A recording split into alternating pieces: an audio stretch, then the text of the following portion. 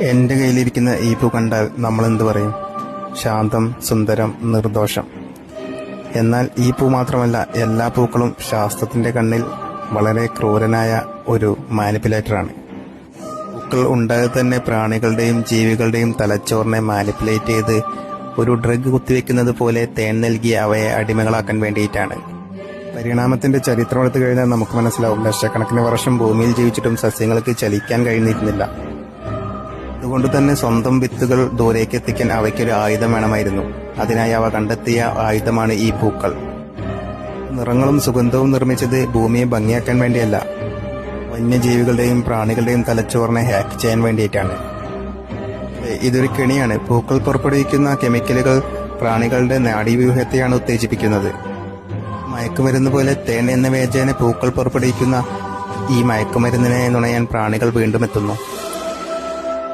അതുതന്നെ ഇരയെ ജീവനോട് വിഴുങ്ങുന്ന പൂക്കളുടെ ഒരു ക്രൂരമായ തന്ത്രം.